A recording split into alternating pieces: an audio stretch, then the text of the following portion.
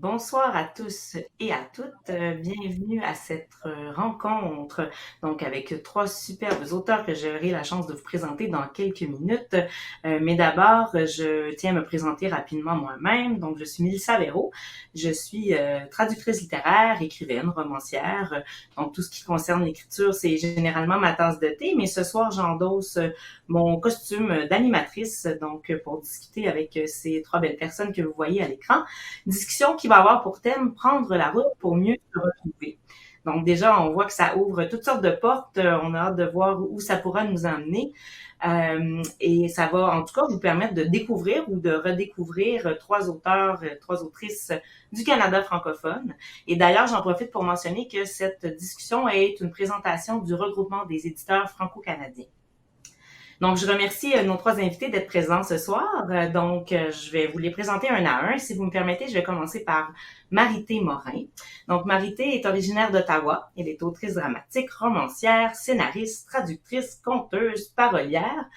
Elle a également cofondé le Vox Théâtre. Elle a publié plusieurs livres, dont quelques-uns aux éditions Prise de parole, entre autres le roman Gustave et quelques pièces de jeunesse comme Petit Jean de partout et Cyrano Tag. Et son roman Errance est également paru chez Prise de parole en 2021 et c'est celui-là qui va nous intéresser particulièrement ce soir. Ensuite, on a avec nous Brigitte Pellerin. Bonsoir Brigitte, qui use de sa plume tant en anglais qu'en français depuis près de 25 ans en tant qu'autrice, mais aussi journaliste et chroniqueuse. On la connaît entre autres pour ses livres Down the Road Never Traveled et Épître au Tartampion. C'est un titre vraiment amusant à dire, j'adore ça. C'est sa plus récente publication donc aux éditions Interligne, le livre Hubert, qui nous a donné envie de la convier avec nous ce soir pour qu'elle nous parle de son rapport à la route. Et finalement, le dernier, mais non le moindre, je reçois Yves Lafont, qui est auteur aussi évidemment et camionneur. Son premier livre, Au bout de la route, et là je prononce bien le bout, c'est important, ça fait la rime, donc qui est paru récemment aux éditions La Nouvelle Plume et qui traite de son expérience de trucker, en bon français, sur les routes du Yukon. Et ces chroniques vont nous permettre de découvrir un monde par ailleurs inaccessible, je dirais, parce qu'assez lointain de notre réalité à toutes, en tout cas ici, nous qui partageons l'écran avec Yves, mais probablement pour vous à la maison. Donc, on va voir comment tout ça se dessine. Mais avant qu'on plonge plus en profondeur dans la discussion, j'aimerais juste rappeler aux spectateurs et spectatrices que malgré la formule un petit peu non conventionnelle de la discussion, vous aurez tout le loisir de poser des questions aux auteurs et aux autrices en utilisant le clavardage, que ce soit sur YouTube ou Facebook. Vous n'aurez qu'à les laisser dans la section chat et ces questions nous seront transmises et j'aurai la capacité de les transmettre à nos invités. Donc, ne vous gênez pas. Il y aura d'ailleurs un bon 5 minutes à la fin qui sera exclusivement réservé aux questions du public. Alors, s'il vous plaît, participez en grand nombre, ça va nous faire plaisir de vous entendre. Et là, je me lance, parce que moi, des questions, j'en ai quand même prévu quelques-unes. Et bon, on va casser la glace. Moi, en fait, quand on m'a proposé d'animer cette table ronde-là, j'ai beaucoup aimé le thème parce que je suis moi-même quelqu'un qui aime voyager. Ça m'a toujours fasciné, cette notion de la route. Mais je me suis vraiment dit, tiens donc, en pleine pandémie, c'est pas étonnant, il me semble, qu'il y ait au moins 3 livres qui traitent de la question de la route, du voyage, du déplacement. J'avais vraiment l'impression que c'était une sorte de réponse à ce qui nous a été imposé dans les derniers mois, les dernières années, donc ce confinement forcé, l'arrêt total de la possibilité même du déplacement. Et je me suis demandé si, de votre côté, vous aviez aussi cette impression que la pandémie a un peu changé notre rapport à ce topos qui est la route, finalement. Donc, le premier ou la première qui a envie de se lancer, je vous lance le micro. Parce qu'on a envie de s'évader, hein? C'est pas des farces, là. Ça fait 2 ans qu'on est confinés, puis tout le monde a envie de sortir de chez eux, puis de voyager. Moi, j'ai recommencé à voyager un petit peu, pas seulement sur la route, mais en avion aussi, depuis quelques mois, puis ça me fait tellement de bien. C'est là, hein, après 2 ans, là, qu'on commence à se rendre compte tout ce qui nous manquait, on s'ennuyait tellement de voir des gens, de voir des endroits différents, puis la route, bon, j'en fais depuis toujours de la route, des États-Unis, l'Europe, l'Angleterre, j'ai envoyé d'un bord de la route ou de l'autre bord de la route, du mauvais bord, là, en Angleterre, puis en Irlande, c'est bien le fun de faire ça aussi, mais on rencontre tellement des gens, quand on est sur la route, on voyage à hauteur de personne, hein, à hauteur d'être humain, par comparaison à l'avion. Hein, on arrive juste, bon, on plonge et puis nous y voilà à Paris, mais en auto ou en camion, j'aimerais ça entendre la vie de Yves là-dessus. On voyage à hauteur d'humain puis on voit les choses différemment. Puis ça, c'est quelque chose qui me plaît beaucoup. C'est pas pantoute une réponse à votre question, mais c'est pas grave. Ben quand même, oui, parce que en fait, ça nous dit que ce qui nous a manqué de la route, c'est pas le bitume, évidemment, ce sont les rencontres que la route permet de faire. Ah, oui. Donc, je pense que c'était une réponse parfaite à ma question. Mais là, ça a été renvoyé à Yves, donc je sais pas s'il voudrait tout de suite rebondir avec ses yeux de surprise. Ouais. C'est voyager en camion, ça n'a rien à voir avec le tourisme. Hein. C'est de la route. Puis c'est la route, en fait. Là, tu sais, des fois, je me dis, ouais, ma vie elle ressemble à, comment qu'ils disent ça, un road movie, Ouais. sans le côté excitant. La plupart du temps, là, c'est pas excitant, mais ça vient qu'on est pris par ça, puis on n'est plus capable de s'arrêter, là, tu sais. Ouais, des fois, je me dis, j'aurais pu être marin, peut-être, là, tu sais. Je pense que c'est un peu la même dynamique. En fait, le but, c'est pas de se rendre en quelque part, c'est d'être sur la route, là. Puis, Donc, c'est vraiment un mode de vie, en fait. C'est pas seulement le travail qui est de livrer des marchandises, c'est de dire, c'est un style de vie, une façon de vivre son quotidien et de l'organiser. ah oui, exactement. Oui, c'est ça, parce que on se rend quelque part, on revient, on y retourne. Puis, tu sais, fait que, non, de même, j'ai fait l'Amérique du Nord au grand complet, là. Là, ça, je fais rien que le Yukon, là. Yukon, territoire du Nord-Ouest, là. C'est assez pour moi, là, ben, on a assez d'action, là, pour dire. Ouais. Puis la pandémie a pas modifié, si je comprends bien, ce mode de vie-là. Finalement, ça a toujours pu se poursuivre malgré les aléas des confinements, toutes les règles sanitaires. C'est un service essentiel, donc ça l'a pas vraiment influencé. Ouais, mais ça va pas modifier grand-chose à grand monde, là, dans mon monde, jusqu'à récemment, là. Imagine, vous avez vu ça à Ottawa, là, vous autres. Ouais, à Mais, peine. c'est pas. Mais non, sinon, c'était normal. Là, c'est pour la première fois, il y avait des pancartes, merci aux truckers, mais avant, c'était pas ça, là, tu sais. Donc là, Puis la route était quelque chose d'inébranlable, finalement, qui était fixe malgré tout ce qui changeait autour de nous, le monde qui était bouleversé. La route, elle, fidèle à elle-même, était là, puis elle n'avait pas changé. ouais, oui, c'est ça, tu sais. Puis avant, c'était des fois tu roulais. Avant, je faisais les États-Unis, puis on sait pas exactement c'est quoi le but. Tu sais, on va dans le cul d'une usine, d'un parc industriel, on ramasse une pièce qu'on sait pas. Ça sert à quoi? On l'amène dans une autre usine à Chicago. On sait pas exactement là, c'est quoi qu'on fait. Depuis que je fais le Yukon, là, je sais que je suis utile. Là, tu sais, il y a du monde qui attend mon matériel, là, tu sais. Puis, fait que là, merci au trucker, merci, je trouvais ça bien gentil. Mais depuis quelque temps, depuis que je faisais le Yukon, je savais que j'étais utile. Mm. Donc la route donne du sens. C'est puis pas juste une direction dans le sens nord-est, ouest, sud. C'est vraiment on se sent utile, ça donne du sens à notre existence finalement de prendre la route pour accomplir ça. Ouais, parce que j'ai passé plusieurs années à me poser la question si ma vie avait du sens. Tu roules tout le temps, mais tu vas nulle part. Hein? Mm.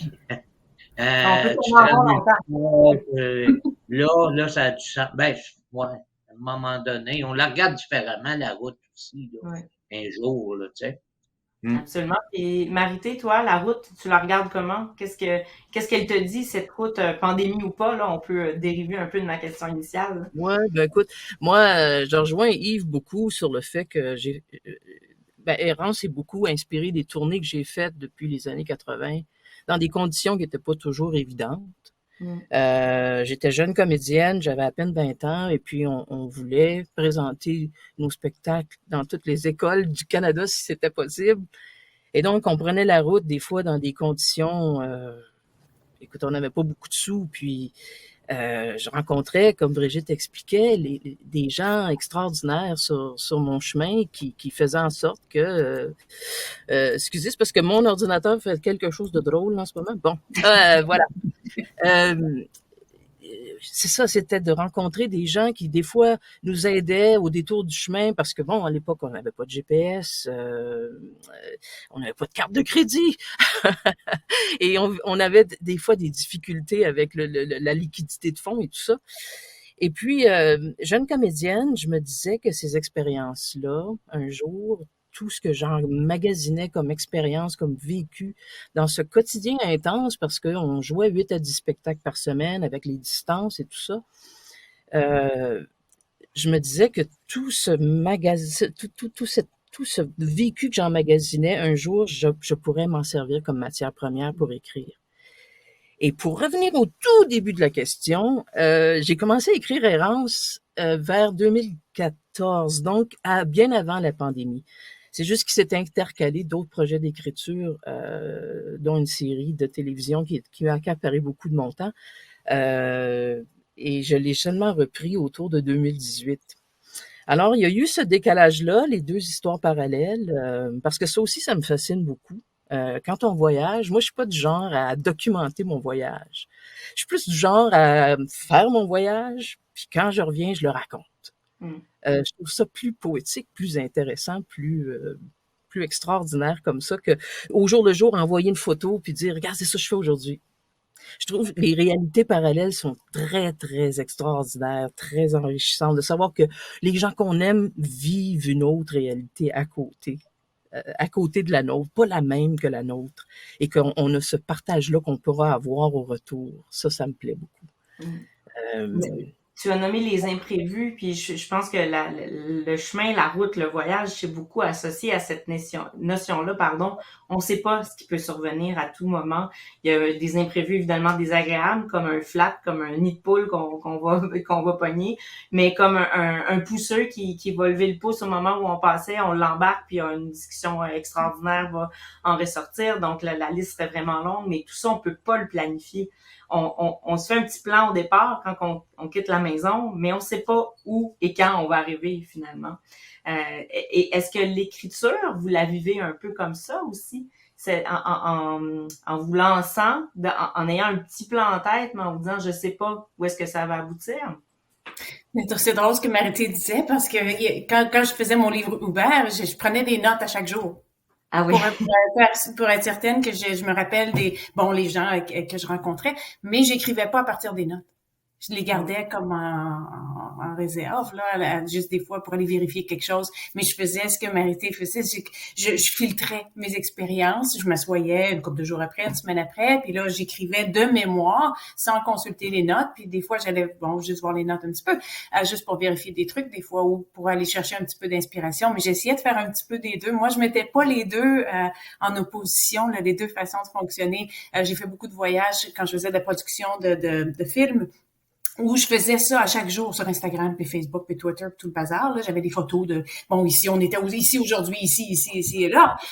Puis après, j'écrivais un livre sur l'expérience après, mais encore là sans utiliser les notes. Donc ça, c'est un procédé que j'utilise maintenant depuis plusieurs années. Puis je trouve que ça, surtout quand on fait en anglais, on appelle ça creative non-fiction, donc de l'écriture qui est pas, c'est pas du roman, c'est de l'essai, c'est du récit, mais il y a un petit peu des fois on en beurre un petit peu épais, on fait par exprès, des fois on en invente des petits bouts parce qu'il en manque des bouts, alors faut en inventer un petit peu. Donc c'est une écriture qui se prête bien à ce genre de note-taking, comme on dit en bon français, là, qui se prête bien à ce jeu-là, de prendre des notes, mais de se lâcher lousse aussi avec notre imagination, puis de faire l'écriture de mémoire. Donc, c'est un peu off-record que tantôt, quand on se discutait, on se disait qu'on pouvait se lâcher lousse, mais avec un cadre. Donc, c'est un peu ça, finalement, que je reconnais dans la méthode de travail. Le cadre, c'est les notes, mais entouré de ça, là, on peut partir dans plein de directions. Puis parce qu'on sait qu'on a de la matière pratiquement à l'infini à laquelle on peut se référer aux besoins, mais on ne se limite pas à ça, par contre.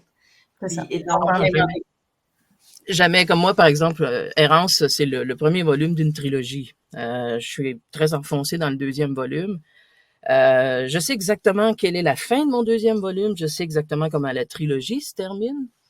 Mais entre ça, j'ai les grands pans d'écriture parce que cette histoire-là m'est venue dans les 2 dernières années très fortement. Je pense que la pandémie a fait en sorte que ces personnages-là, d'abord, je voulais pas je voulais pas les quitter après un volume. C'est flat, c'est niaiseux à dire, mais je les aimais tellement que j'avais envie de poursuivre le voyage avec eux, avec elles. Et donc, quand je parlais par contre de ces réalités parallèles-là, c'est parce que dans mon roman, il y a 2 voix. Il y a la voix d'Anaïs au jeu et la voix de l'autre monde qui se passe où Anaïs n'est pas. Donc, c'est par rapport à ça que je faisais ce lien-là. Euh, J'aimerais embarquer Yves dans la discussion. Ouais, ben j'aimerais bien parce que ben moi, là, c'est pas l'écriture, rien de tout ça, c'est le errance, là, comme tel, là.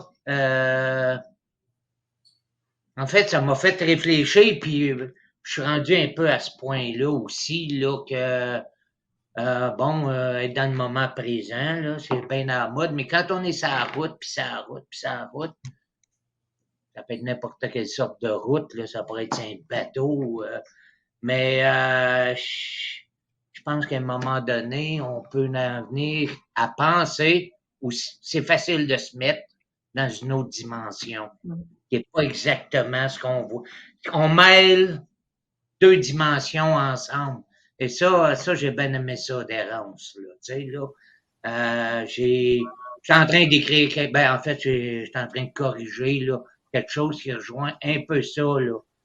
Quand on voyage, puis on voyage à un moment donné, peut-être que la réalité, les fake news, ces affaires-là, mais y a-tu qu'on s'en sac un petit peu, là, tu sais?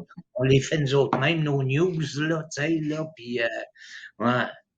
Écrire, par contre, je trouve que c'est une bonne manière. Ben, plus jeune, j'étais. Une fois, je me disais, ça, c'était un moment, puis je me voyais, là, tu sais. Je me faisais des scénarios, là, même, là. Je me rappelle, entre autres, là, il y avait Nouveau-Mexique. J'allais passer pas mal de temps à Juarez, Mexico, dans ce temps-là. Et il y avait un désert que je m'arrangeais de passer à 5 heures du matin, comme le soleil se levait.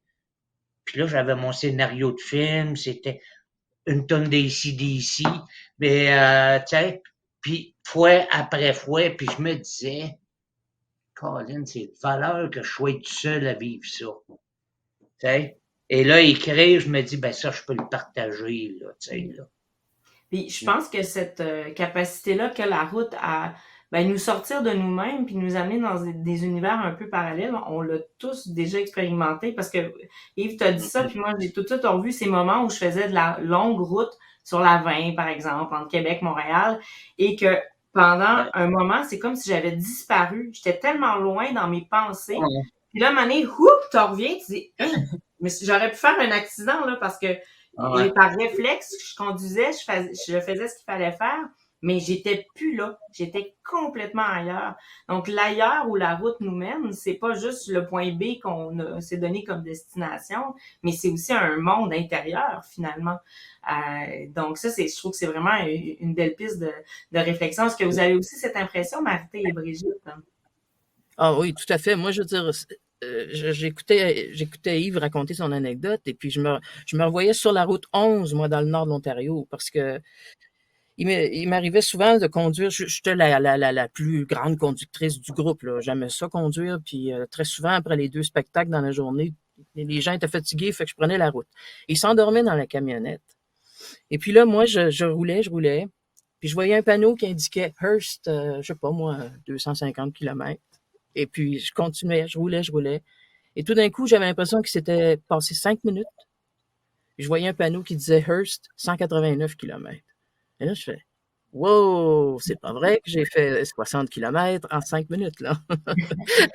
Puis cette espèce de, où est passé l'esprit? Qu'est-ce qui s'est passé pendant toute cette période-là où le temps m'a paru si court? J'étais dans mes réflexions et c'est là où le temps et l'espace prennent une dimension aussi, hein. Moi, j'ai fait l'école à la maison, mes 3 enfants. Puis une des raisons pour lesquelles je suis tellement fière d'avoir fait ça, même si c'était beaucoup d'ouvrages, c'est que mes enfants avaient beaucoup d'espace pour leur imagination parce que je leur bâtissais des plages horaires dans la journée où il y avait rien à faire. Puis des fois, ils disaient, oh, je m'ennuie, maman, ça c'est plate, j'ai rien à faire. Ben, parfait.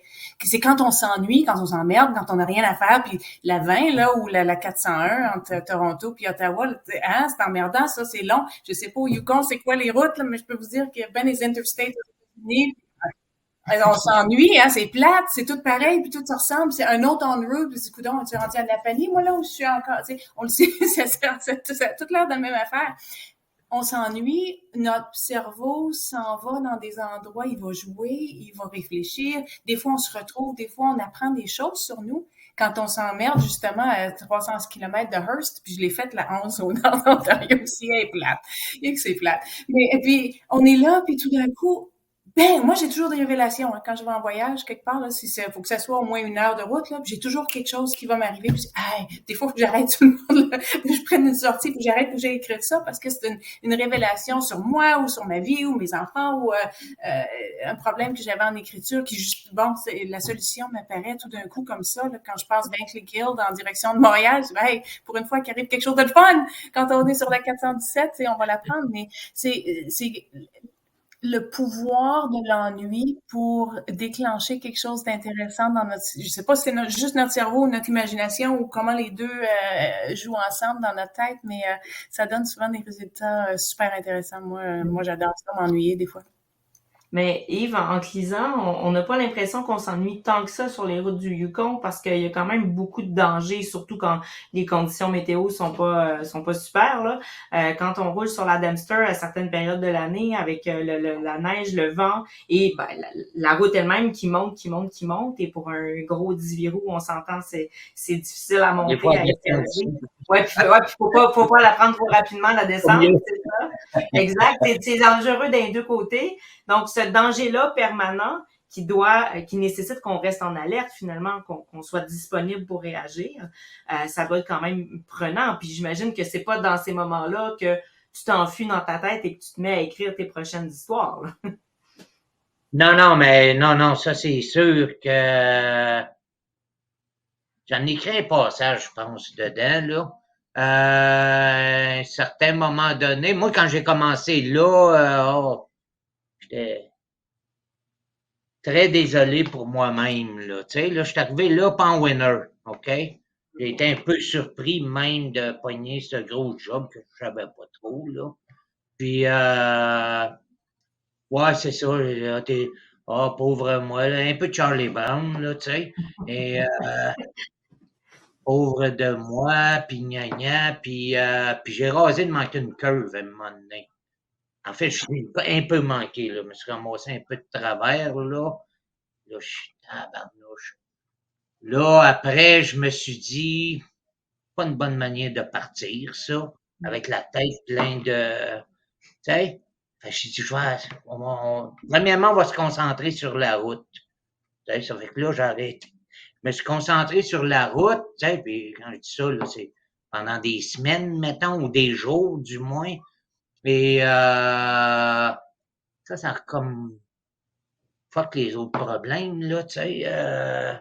On va essayer de rester en vie. Là, déjà que ma vie, que je trouvais un peu misérable, ben là, j'étais pas prête à la perdre tout de suite comme ça, là. Je me suis mis à la valoriser. Et, ouais, c'est ça. Tu sais, je me suis mis à valoriser la vie puis dire, ben là, on va essayer de pas être trop s'apitoyer sur mon sort. Parce que si jamais je la perds, ben ça serait pas une bonne idée. Je sais pas où c'est que j'ai pris cette philosophie-là, là. Je sais même pas si je l'ai pris en quelque part. Je pense que je l'avais entendu, là. Tu sais, genre, on sait jamais quand on part, ça prend des bobettes propres ou quelque chose comme ça. La tête propre, là, peut-être que moi, je me disais, là, tu sais. Et ça m'a aidé, là, tu sais. En fait, de rouler, en fait, c'est ça, je me dis, maintenant, ben, la mort, elle roule à 6 pieds du camion toute la journée. Fait qu'en être conscient, c'est apprécier la vie. Mm. C'est ça que, Hmm. c'est ça. Très beau. Très C'est beau, beau, ça. ça. J'ai presque envie de le voler. Ouais, c'est Ah ouais. Tout le monde va le savoir, là, tu sais, tout le ouais, monde va c'est le ça. savoir. Mais là, C'est toi, public, tu là. l'as pris, toi, là, cette Moi, semaine? moi, ce que je Ouais. voudrais voler, Brigitte, c'est le pouvoir de l'ennui. J'aime beaucoup Ouais, OK. On va Ouais. se faire un échange après, là, comme un party de Tupperware, OK? Exact, c'est ça. Chacun part avec son petit bout de phrase. C'est super. Mais je vous ramènerai peut-être à la notion du temps, parce qu'on l'a abordé il y a quelques minutes, puis je trouvais ça vraiment intéressant.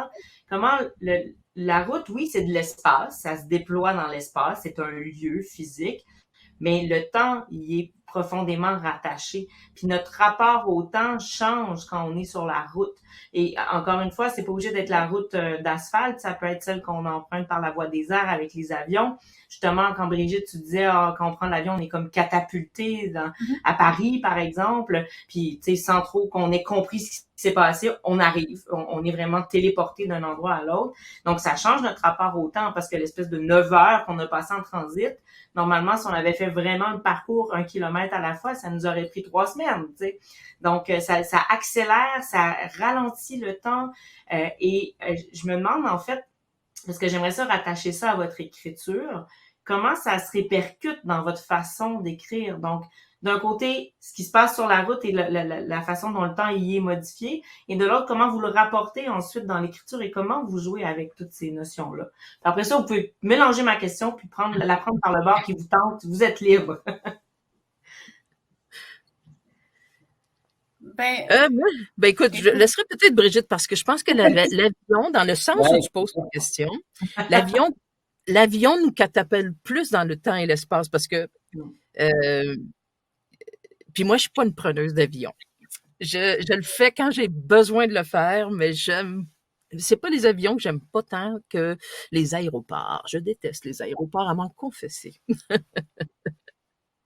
Par contre, comme à Charles de Gaulle, ils ont des belles chaises longues. C'est bien le fun parce qu'on peut s'étendre et Ah. faire un beau petit dodo. Mais ça, l'écriture d'aéroport, l'écriture de voyage, c'est le fun aussi, on t'a dit. Hein, je vous dis, j'en passe un papier. Puis des fois, il y a un bouquin aussi qui s'appelle I Should Have Stayed Home. C'est une série d'essais d'écrivains qui n'ont pas aimé leur voyage, justement, dans les avions puis les aéroports. Puis ça, c'est bien drôle. Donc, si les gens qui s'intéressent peuvent aller jeter un coup d'œil là-dessus. Mais moi, ce que je trouve intéressant, parce que la notion du temps, quand on voyage, puis quand je disais tantôt le pouvoir de l'ennui, là, ça se passe pas quand le voyage arrive comme ça, hein, ça se passe quand on a des longueurs, hein, puis des longueurs, quand on voyage, il y en a, puis je parle pas juste des retards, puis tout ça, il y en a beaucoup. Ouais, en avion aussi, parce que, je sais pas si ça vous est déjà arrivé d'être en retard en avion. Ça arrive tout le temps, hein, on se fait retarder tout le temps. Donc, les longueurs, il y en a, puis c'est là où les affaires intéressantes se passent quand on voyage. Mais par contre, quand la personne va arriver, puis elle va lire le livre du voyage, le récit du voyage, on peut pas y mettre les longueurs là-dedans parce qu'ils vont jamais dépasser la page 3, tu sais. C'est bien plate à lire des affaires comme ça. Donc, le procédé d'écriture qui en vient c'est comme un concentré de toutes les bonnes affaires qui sont arrivées dans les longueurs bien plates, puis de les mettre dans l'écriture qui a du rythme, là, qui se lit bien, mais tout en donnant au lecteur, à la lectrice, un petit peu du goût là, de l'attente, puis du goût du temps qui s'étire à n'en plus finir, là, puis qui est bien plate. Donc, c'est un travail qui est pas toujours facile, puis quand c'est bien fait, je suis pas en train de dire que je le fais bien, mais quand j'en lis qui sont bien faits, là, je me dis, hey, Moses, ils mettent ça, on dirait que c'est facile, là, ils rendent ça facile, mais c'est un travail qui est assez difficile de prendre ce concentré-là d'affaires plates qui se passent dans les longueurs, puis de rendre ça le fun, puis plaisant à lire au produit final.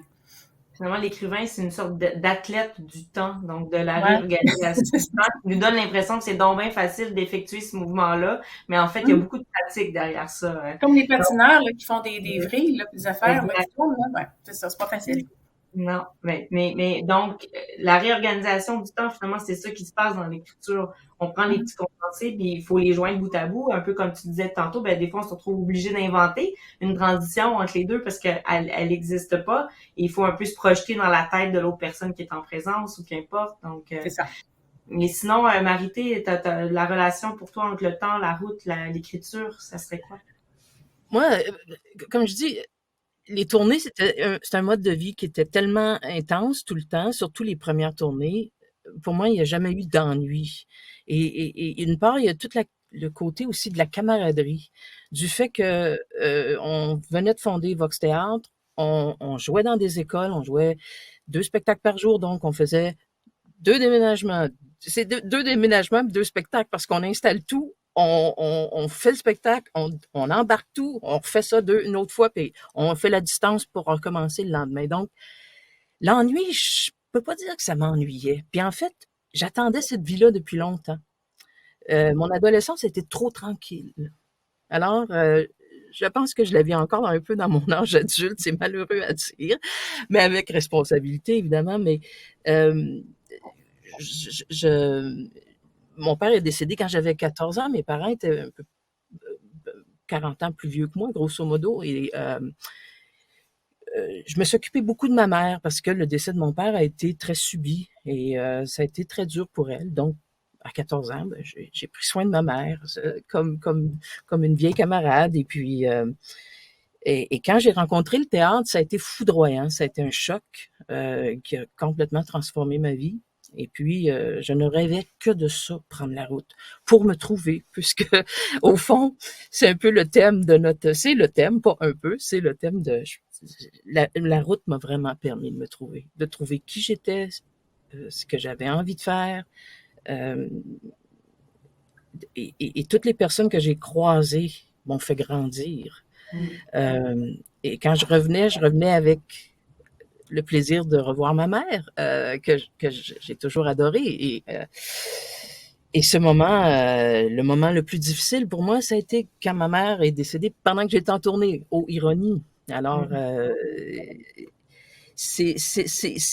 tout ça, je le regrette. Je regrette rien de tout ça. Ça fait partie de mon essence. Ça fait partie de toutes les aventures humaines qui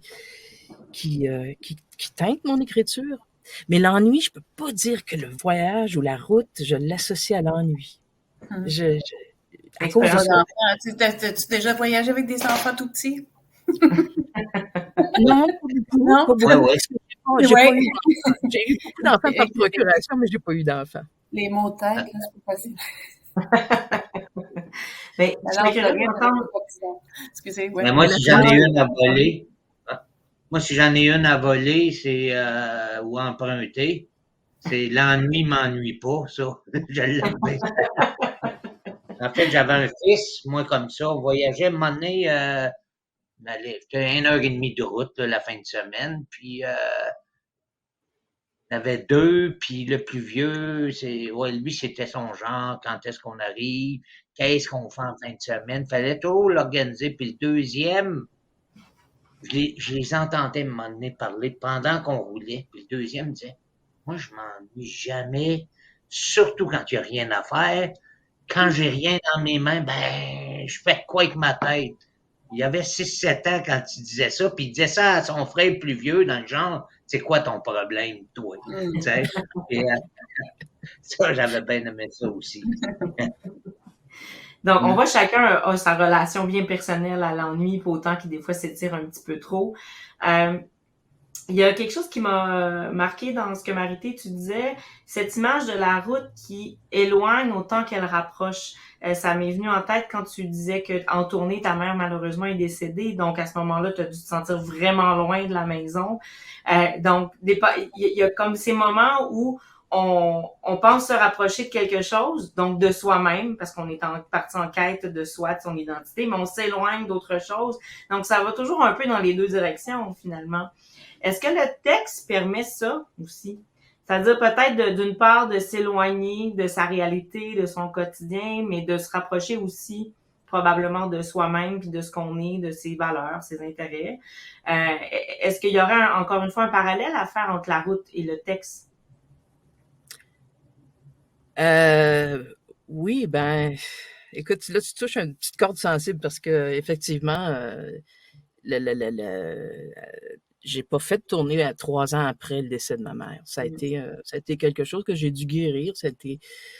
Et c'est la première fois que je me suis vraiment lancée avec sérieux dans l'écriture. Parce qu'avant ça, j'écrivais, mais j'aimais tellement jouer, je me révélais tellement par le jeu que l'écriture était toujours mise au second rang. Et il a fallu que je me guérisse, puis c'est l'écriture qui m'a aidée. à guérir cette blessure-là qui m'a habité longtemps. Puis oui, les écrits de cette époque-là sont très différents de ce que j'écris aujourd'hui. J'étais extrêmement jeune, j'avais la mi-vingtaine, j'avais 25 ans, 25 à 28 ans. Donc, mais c'était mes premiers jets là, vraiment sérieux où je me prenais pour une écrivaine avec ma vieille Dactylo Smith Corona dans mon appartement surchauffé au marché d'Ottawa. Tu sais, j'étais un cliché, mais ce cliché-là m'a permis de grandir encore. Tu sais. Et quand j'ai repris la route, c'était une autre dimension. J'étais bien. Je courais plus après moi-même. Je pense que il y a eu une période où je courais après moi-même, essayer d'épingler quelqu'un sur qui avait besoin de courir. Puis j'ai encore besoin de courir, mais peut-être différemment.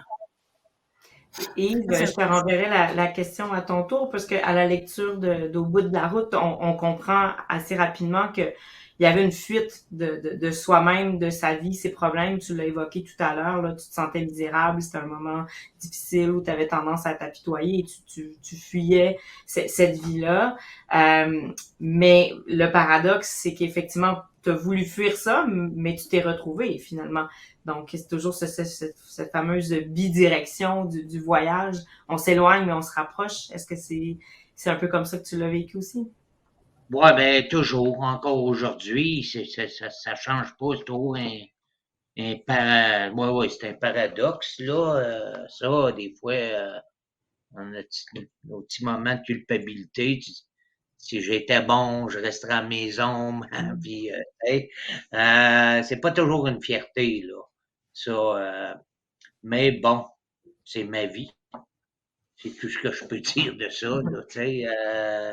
Des fois, j'en suis pas fier, d'autres fois, j'en suis fier, mais c'est ça. Des fois, il y a de la culpabilité avec ça, là, tu sais.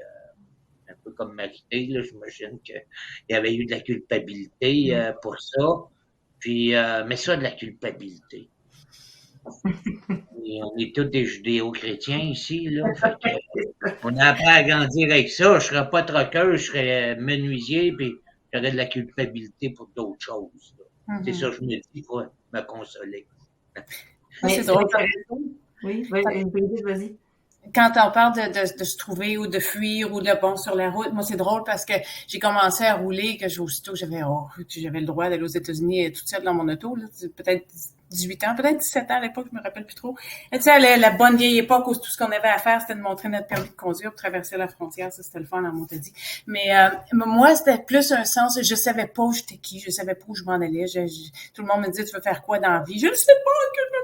Puis de voyager comme ça, puis d'aller voir d'autres gens, puis de rencontrer, puis d'être dans d'autres mondes, puis je rencontrais des gens, je vivais avec eux autres pendant un petit bout de temps, je suis un peu nomade, ces bars, là. Puis avec des gens, bon, lui, il connaît l'autre, puis on va aller rester avec celui-là un petit peu, on va aller voir comment ils vivent, ces gens-là. Ça m'a aidé, je pense, à me trouver comme personne, comme artiste. Ça m'a donné des repères qui m'ont permis de voir, bon, ben, OK, moi, je suis pas comme ceux-là, puis à force de se trouver des gens, là, qui étaient différents, je me suis comme fait un petit enclos à moi, puis c'est dit, ça, moi, ici, je suis confortable dans ce petit enclos-là, c'est moi, ça, ici. Puis ça m'a permis, donc, c'était pas tellement la fuite, même s'il y avait un élément de ça, là, je voulais sortir du Québec, je voulais aller voir d'autres mondes, mais ça m'a permis de me trouver, j'étais qui, de voir d'autres mondes comme ça, puis de rencontrer d'autres cultures, d'autres genres, et puis d'aller surtout dans les petits bleds, hein. Fallait que j'ai essayé d'éviter les grandes villes. Boston, c'est belle fun, mais il y a tellement d'autres affaires à trouver dans les petites vallées des montagnes appalachiennes. On dit ça comment en français? Appalachia. Il y a tellement de belles rencontres à faire dans ces petits coins perdus-là que ça m'a aidé beaucoup à trouver j'étais qui, moi, comme personne, puis comme artiste. Donc, c'est une belle expérience dans ce sens-là. Avant de relancer la discussion, je veux juste rappeler au public qu'il nous reste environ 6 minutes. Donc, si vous avez des questions, n'hésitez pas à les écrire dans le clavardage. On va y répondre avec grand plaisir. Sinon, moi, j'en ai encore à peu près 12 millions en tête. Donc, on pourrait poursuivre comme ça pour la nuit. J'irais bien faire un road trip avec vous tous. Il me semble qu'on s'amuserait quand même. C'est très le fun, hein? On peut faire ça. On devrait le faire. Oui, je pense que l'ambiance serait bonne. La prochaine fois, il faudrait faire la même animation, mais en bougeant, avec la technologie, c'est assez facilement réalisable. Donc, je lance l'invitation aux gens du Salon du Livre là, pour l'année prochaine. On vous offre cette formule. En fait, je me demande, parce que là, on parle beaucoup de se connaître soi-même grâce au fait qu'on prend la route, qu'on voyage. Mais évidemment, là, Brigitte, tu l'as évoqué, on apprend beaucoup de choses sur les autres. Et cette connaissance-là nous permet de mieux nous définir. Mais je suis curieuse, qu'est-ce que vous avez appris sur les autres et sur le monde qui nous entoure toutes les fois où vous avez pris la route? Brigitte, évidemment, je pense beaucoup à ton livre, le livre Hubert, parce qu'il y a eu des rencontres à la dizaine, là.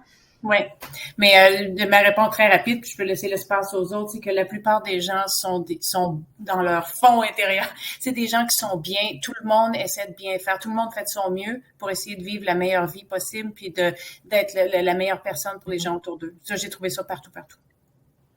Tout à fait d'accord avec Brigitte là-dessus, moi, c'est ça. Les gens sont foncièrement bons. Oui, les gens sont foncièrement bons. À chaque fois que j'ai eu besoin d'aide sur la route, j'étais perdue ou dans l'Ouest, notre camionnette avait pas de chauffage, faisait moins 30. On essayait de pas annuler de spectacle. On a rencontré des gens sur la route qui nous ont aidés, qui nous ont pris en charge parce qu'à un moment donné, on voyait plus clair. C'est ça. Les gens ont un bon cœur en général. Ils peuvent être différents, mais on est tous humains, on est tous foncièrement bons. Puis ça, on ressent aussi beaucoup, Yves, dans ton livre. Ouais, ben même chose pour moi, mais en plus, ce que j'ai appris, j'aimerais ça rajouter quelque chose sur ce que Brigitte disait tantôt, mais avant, c'est que on est juste au milieu des choses. On n'est pas au commencement de la route, on n'est pas à la fin de la route, on est nous autres en tant qu'individus, en tant que société, en tant qu'humain, en tant que pays, en tant que planète, en tant que cosmos. On est rien qu'au milieu des choses. Ça, j'ai appris ça, là, fait que ça m'a appris t'arrives nulle part, dans le fond, là. Tu fais juste continuer à avancer à tous les jours, là. Il y en a même pas de début ou de fin. On ne sait même pas où la route, dans le fond. On est juste ici, puis on fait de notre mieux où on est, puis voilà, that's it. C'est le secret de la vie, t'sais. Ouais. Par contre, je voudrais rajouter quelque chose tantôt, là, aller me retrouver où j'ai écrit une chronique à un moment donné, ben, en tout cas, pour faire simple, là, c'est aller voir là-bas si on est là. Ça, des fois, on le dirait. Ouais. En anglais, il y a une belle expression qui dit « No matter where you go, there you are ». Ouais. Peu importe où on va, c'est là qu'on est. On se suit toujours, finalement. C'est ça qui est ça, puis tout est dans tout, hein? On arrive toujours aux mêmes affaires à la fin de la journée. Je nous trouve une grande sagesse ce soir quand même. On offre comme ça des petits morceaux de sagesse à nos spectateurs. Là. Je pense qu'ils vont bien dormir ce soir. En tout cas, vraiment rassurés d'avoir entendu ce que vous avez dit tous les trois, ce sur quoi vous étiez d'accord. Les gens sont foncièrement bons. Tous les humains qu'on croise, en tout cas en très grande majorité, veulent aider, sont disponibles, sont à l'écoute, sont empathiques. Ça, il me semble que ça fait du bien à entendre parce que on est bombardé d'informations contraires à celles-là. En fait, à cœur de jour, on a l'impression en fait que le monde nous est antagoniste, que tout va mal, que tout le monde est méchant. Mais non, quand on prend la route, mais vraiment un pas à la fois, finalement, et qu'on prend la peine, le temps de discuter et de reconnaître aussi sa place parmi les choses. J'ai beaucoup aimé la formule de Yves, donc on est juste au milieu des choses. Donc on relativise un peu notre importance finalement. Et quand on occupe cette place-là, mais avec beaucoup d'humilité, on se rend compte que ça a du sens, puis ça va bien dans l'ensemble finalement. Donc, c'est un beau message quand même positif qui va nous amener tranquillement vers notre conclusion, ce que je trouve affreusement terrible parce que vraiment, là, la nuit aurait pu y passer. Oui, là, je laisse une dernière chance à notre public. Si jamais il y en a un ou une qui veut se dégêner, ça va nous faire plaisir de répondre à une dernière interrogation. Sinon, je prendrai la peine de vous laisser le mot de la fin à vous, chères autrices, chers auteurs, en vous demandant, mais c'est quoi la suite pour vous, là, les projets sur lesquels vous travaillez, la suite de la route, c'est laquelle, qu'est-ce que vous voyez à court, moyen, long terme? Ben moi, comme je disais, je travaille sur Départ, qui est la suite d'Errance. Après ça, il va y avoir Retour, Et ça m'occupe beaucoup, beaucoup. Et puis, même si je voyage pas, un peu comme Hergé, Hergé qui envoyait Tintin au loin quand il était fixe et quand il a commencé à voyager, Tintin restait à Moulinsart. Je me sens un peu comme ça. Je fais voyager mes personnages, puis moi, je reste tranquille. Mais j'ai hâte de recommencer à prendre la route un peu, puis ça va se faire dans les prochains mois, là. Bon, Ben, moi, j'ai Brigitte? déjà commencé à prendre la route. Ça fait quelques mois que je voyage beaucoup dans une ville américaine sur laquelle je commence à écrire parce que j'ai découvert qu'il y avait un réservoir de bonté, de savoir-faire et enfin, des choses là-bas qui m'émerveillent et m'ébobissent. Alors, j'y vais presque une fois par mois pour essayer de rencontrer les gens puis de ramasser du matériel là-dessus. Donc, ça va être un de mes prochains projets. Puis l'autre, ben, c'est un sur l'expérience bilingue anglais-français au Canada, donc qui s'écrit en bilingue d'ailleurs. Donc, ça, c'est quand on parle de repousser nos frontières un petit peu, là, ça, c'en est une bonne. J'ai du fun Bon. avec ça. Yves, est-ce qu'il y a un projet qui est sur le feu en ce moment? La même chose. C'est, je suis plus capable, là, je suis craqué à la route, là. Puis le Dempster, là, c'est la pire route, là, mais je pense pas que je vais être capable de retourner sur une autre route que ça, là, avec de la belle asphalte, là. Non, c'est plus pour moi, ça. Puis écrire, ben en fait, c'est beaucoup d'inspiration pendant que je roule, ben comme on parlait avant, là, ouais. J'arrive à des fois, j'ai souvent là, un mois et demi de congé, là, puis oh, je vais écrire, ben j'ai plus à la tête. Ça fait que je continue de même, là. Donc, de rouler et d'écrire en même temps. Ouais, rouler puis écrire, là, c'est ça, là. Puis si je pouvais me permettre donner un conseil, là, concernant les voyages, là, tout le monde, sans exception, quand on part en voyage, on amène un bagage, hein. Il est souvent bien trop chargé, notre bagage. On n'a plus de place pour hein, ramener les choses, rapporter quelque chose d'ailleurs. Tu sais, là, on arrive avec nos valeurs, nos connaissances, et on juge les autres selon, tu sais, c'est ça. Donc, une dernière belle perle de sagesse avec laquelle je suis tout à fait d'accord. Donc, merci Yves pour ça. Merci Marité, merci Brigitte également pour toutes vos belles interventions. Ça a été une discussion foisonnante et fort enrichissante. J'espère que vous avez eu la même impression de votre côté à la maison. Donc, je vous invite à mettre la main sur les livres de nos trois invités. Donc, je le rappelle, Errance, le livre Hubert et Le bout de la route qui sont tous disponibles en librairie. Vous pouvez également passer par le site internet du Salon du livre de l'Outaouais pour faire votre bouquinage. Dans la section Mon carnet, c'est possible de bouquiner. Et c'est déjà le temps donc de se dire au revoir, non seulement pour mettre fin à cette discussion, mais mettre fin carrément au Salon du livre, la 43e édition donc de ce Salon du livre de l'Outaouais, qui est en formule exceptionnelle, le COVID, donc virtuel. On espère sincèrement que l'année prochaine, ce sera vraiment le bon moment pour se retrouver en vrai, en chair et en os. Ça me fera en tout cas grand plaisir de faire la route de Lévis à l'Outaouais pour aller vous retrouver. Alors, j'espère que ce sera un rendez-vous pour l'an prochain. D'ici là, prenez tous soin de vous et bon voyage. Merci à tout le monde. Merci. Merci. Merci.